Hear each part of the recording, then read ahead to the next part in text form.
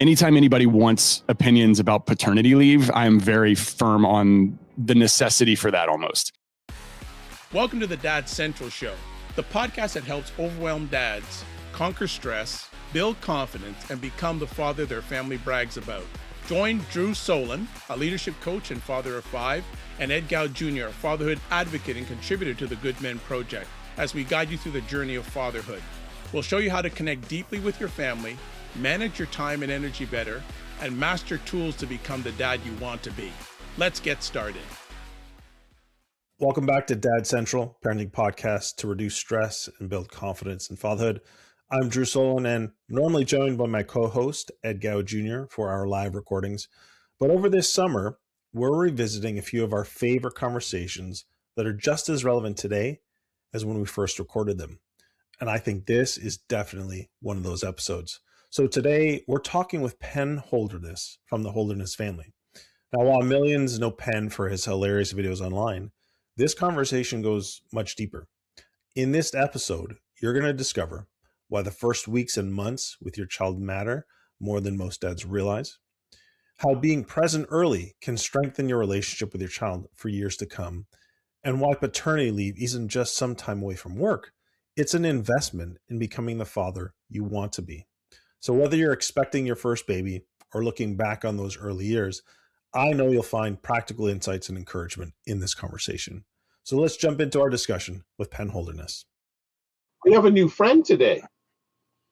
We do. And I mean, it's really cool to be able to have this conversation with him and to hear, his experience as a father, but also some of the challenges that he's gone through and the example that he had for his fatherhood and how he's making that, a lasting legacy in his current family. And so today we're actually talking to Penn Holderness, and he is of the Holderness family.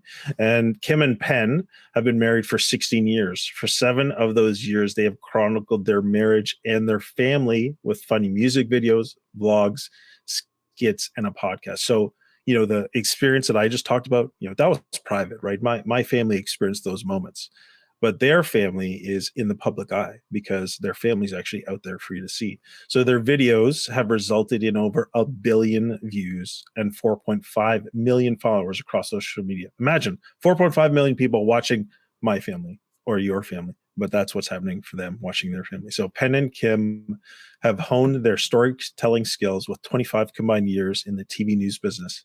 Today, they own their own company, Holderness Family Productions, where Kim is the chief executive officer and Penn is the chief creative officer. As well as creating content for their channels, they also work alongside brands and agencies to shape product launches and marketing campaigns. Their book about improving communication in marriage was released March 30th, 2021. So it's going to be a great conversation. We touched on this in the show at Penn and Kim. They live in Raleigh, North Carolina with their children, Lola and Penn Charles, and their fluffy dog, Sunny. So looking forward to having Penn on the show and hearing what he's got to share with us. Penn Holderness, so good to see you. So good to have you here. So good to allow you to get something down your throat before you came live with us. How's the day going?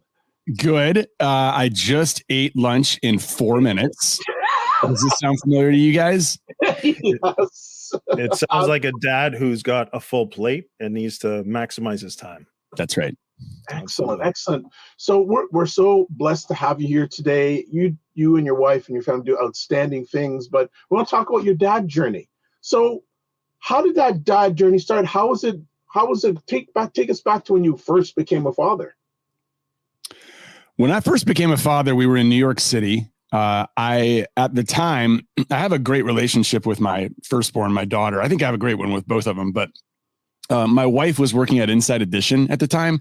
So wow. She was a news magazine reporter, and she was traveling all over the country, sometimes even the world, to do these stories. And as soon as she was able, she went back to work. I was being paid by ESPN not to work, which is a long story, but basically they were looking for a certain type of person that I'd signed a contract onto, and they changed what they were looking for, and they wanted more of like a cookie cutter Bristol, Connecticut news anchor, sports anchor, which I'm not really. super into, and my wife didn't want to move to Bristol. So my contract lapsed over the first 6 months of my daughter's life. And I had a lot of free time. So Kim went back to work, and I was essentially the Manny for my daughter for the better part of her first year on Earth. Right. Wow. Well, I mean, the first part of it, getting paid to be at home, most says, but hey, how do I get that deal? Sign me up for that. But for someone who probably is pretty ambitious, had some career goals, and wanted to move forward, what was that process like for you, and how did you adjust to that? I hated it. It was I would use the word emasculating. I would use the word frustrating. I did not want to not work. I wanted my career to be moving forward, not backward. But I just quickly realized that I wasn't a good fit. I was a good fit for ABC Sports, which is who signed me up. Then when they ceased to exist and moved over to ESPN, I wasn't a good fit for them. They wanted a certain type of person, and I just didn't feel comfortable being that type of person. And it's not their fault. It just we weren't a good fit. And so, in the time that I wasn't looking after Lola in this tiny New York apartment, I was looking for jobs and trying to find a way, through the future to be able to provide for my family. Not that my wife can't do that as well, but I certainly wanted to contribute. Yeah. Go ahead, Penn. I want to ask you, when it seems as though transformation happened to you in regards to fatherhood. You were so focused to do career. Mm-hmm. You remember the moment it transformed, saying, hey, fatherhood seems to be taking a little bit more of my life? It was pretty instant. I mean, when she was born, there are books about it, and I'm sure podcasts about the bonding that happens in the first few days, or like the moment that this child comes into the earth. And the first night, mom does most of the heavy lifting, but she was kind of a picky sleeper. And she couldn't sleep on Kim because all she wanted to do was feed, and somebody's got to sleep. So I put her like right here on the first night. And Kim slept and I stayed up. I was lucky. We had one of those like televisions in the armchairs. That's how old our hospital was. But it was like there was a great Duke UNC game on that night, and I still remember it. We watched it together. Are you a Dookie or a UNCer? My granddad played for UNC. Oh, so, okay. Yeah, Duke can eat your farts. Look at the color. Look at the color of his shirt right now. It's UNC all the way. Yeah. Okay. I'm kidding. I know a lot of great people who went to Duke. I'm really good friends with them, except for 2 days out of the year, and then they can eat my farts. Okay. Yeah. I don't know if does Canada have an appreciation for this rivalry? It's probably yeah. I'm big time. Like I'm the big time college sports fan. Like I some people do, but I'm always a bigger fan of college sports than pro sports. Think Montreal Canadiens and Toronto Maple Leafs. Yeah, like that. Yeah, that's about what it is. Anyway, the bonding was immediate. I had all the time off in the world. Kim had some time off as well, but I had the ability to, come in at night and be like the night nurse, be the day nurse, like be everything that you would want a dad to be. It's why, like, I always, anytime anybody wants opinions about paternity leave, I'm very firm on the necessity for that almost. Not necessarily for the mom, but for the dad. Like if you do that, you're making an investment in the commitment that you're going to make to your child for the rest of your life. And I felt like I just lucked out into the ability to have that kind of, really 6 months of paternity leave to be a part of raising her as an infant. Well, since you brought that up, can you talk about how important you think that time was, both for you as a dad and for your child, and how that's led to the relationship you have now? Yeah, it definitely changed. It changed my priorities. That's obvious. Like you're doing something for yourself. You're doing something for yourself and your wife, and then now you're doing everything, literally everything, for your children for that first bit. To the point that it actually takes some time when they get to be my age of learning how to flip back and do some stuff for yourself. But at that time, like there was definitely a shift in perspective on what was important. There was, you read about it in books, there was this like chemical bonding that I think you share with your child. Seeing them smile, seeing them have, facial expressions that remind you a little bit of yourself. And with that came some fear because, and I always think about this, when you are parenting and you're parenting an 8-year-old, you remember your emotions when you were 8 years old, and you can relate to them in some sense. And then you get to be 13, you really remember puberty. We all remember puberty. We remember like all of that. So you can relate to that for sure. No one can relate to or remember your emotional state when you're an infant. So that part of it was really scary. And for that reason, I just felt the need to be around as much as possible to try to figure this out. Mm-hmm. Yeah. I want to jump in a bit about you saying how important paternity leave is for dads. Can you go a little bit deeper on that? Because we haven't had a chance to talk about it too much, but you sound very passionate about it. I'd just like you to share a little bit deeper on that.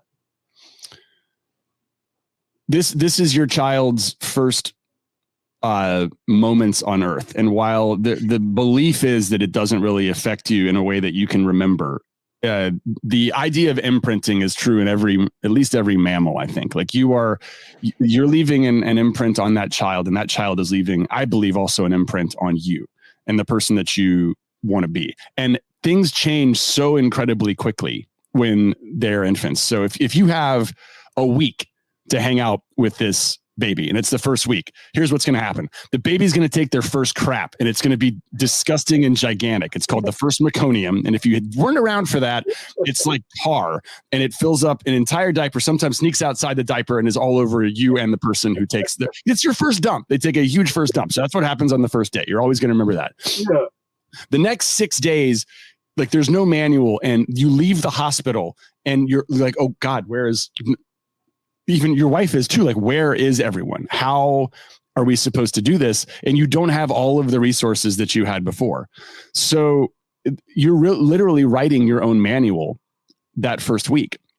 And I think a lot of dads have been through that part, but really it's this like fog where you're trying to make sure you get enough sleep. You probably don't remember as much as you could because you're not well rested. And then after the first week, you move into the like, okay, what's our sleep schedule going to be? And then it usually takes 3 to 4 months before you get into like a normal space where you're sleeping through the night.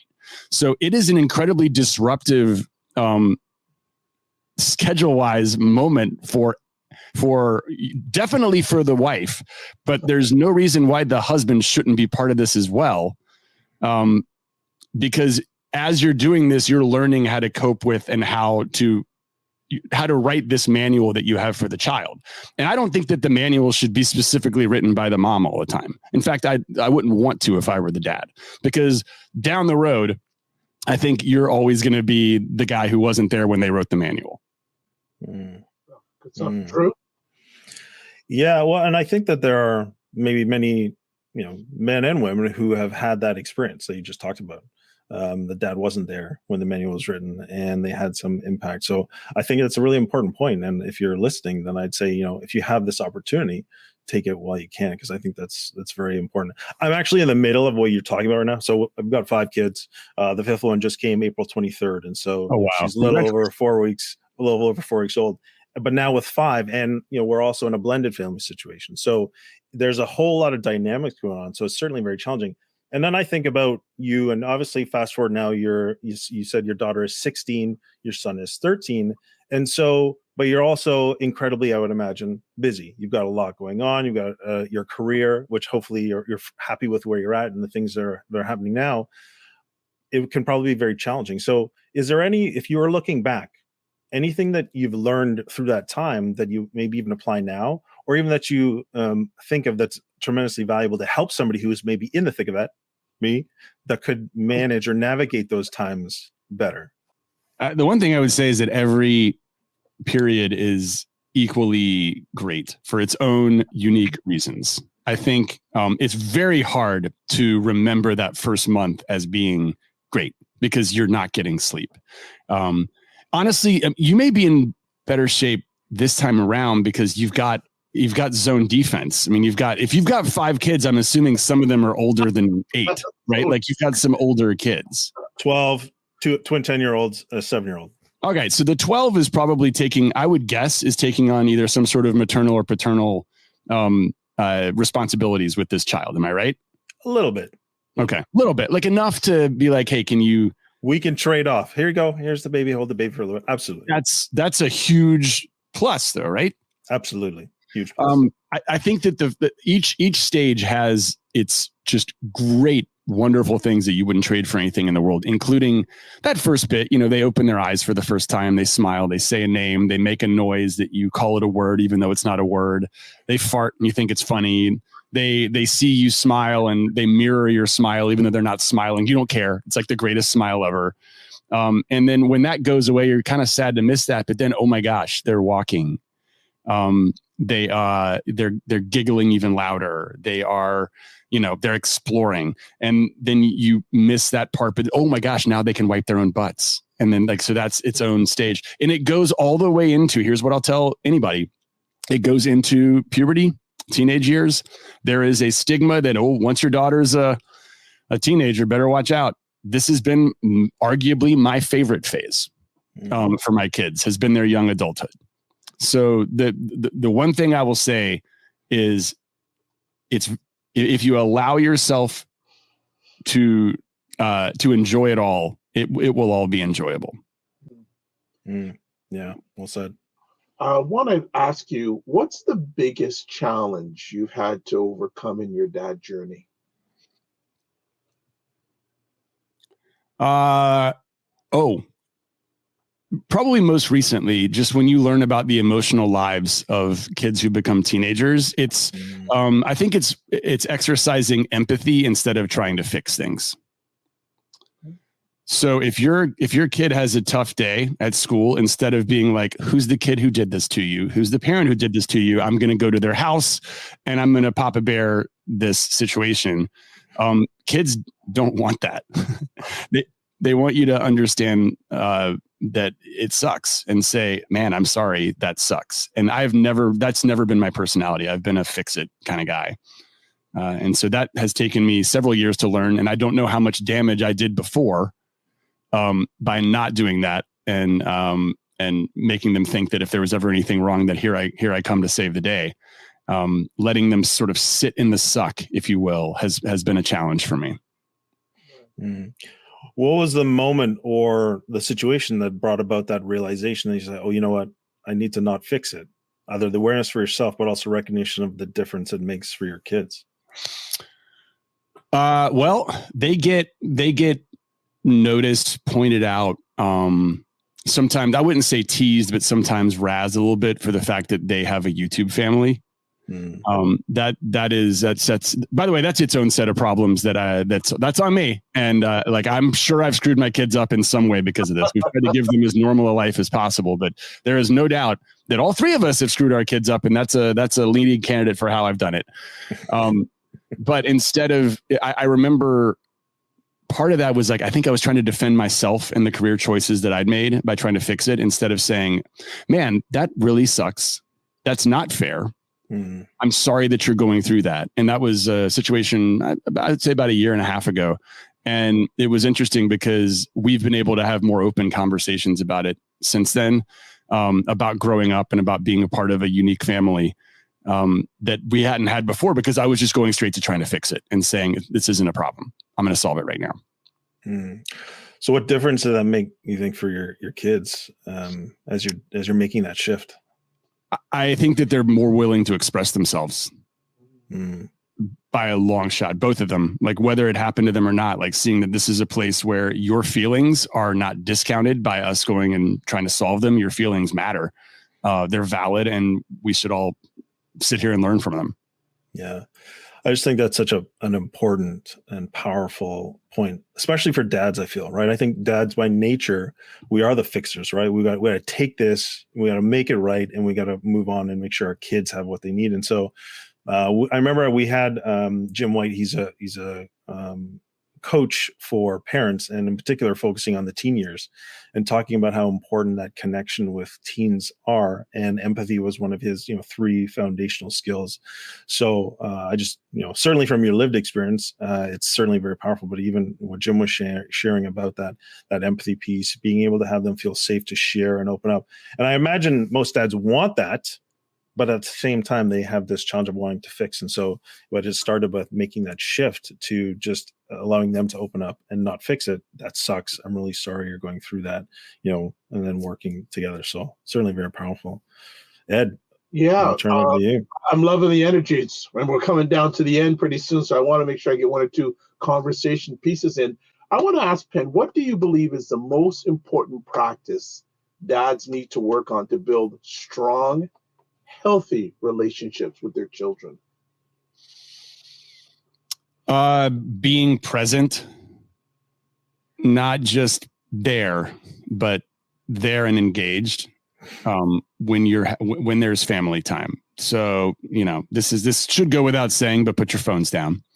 If you're watching a game, turn off the game. Get away from as many screens as possible and just be there, because the act of simply being there is greater than anything that you could do or say or show off or, making them laugh is great, but it's not as important as just being there. Thanks for listening to today's conversation with Penn Holderness. Now, if there's one thing I hope you take away, it's this. The early days of fatherhood really matter. Being present, making the most of your time with your child, and investing in those first weeks and months can shape your relationship for years to come. If you found this episode helpful, the best way to support the show is by following or subscribing wherever you listen, leaving us a review on Apple Podcasts, and sharing this episode with another dad who could benefit from it. It really does help us reach more fathers. And of course, if you are expecting a baby or know someone who is, please be sure to download our free paternity leave checklist. It's at dadcentral.ca/paternity leave. It's full of practical tips to help you make the most of these early days with your growing family. So thanks again for listening. We look forward to seeing you next time. And as my co-host likes to say, remember to give yourself grace.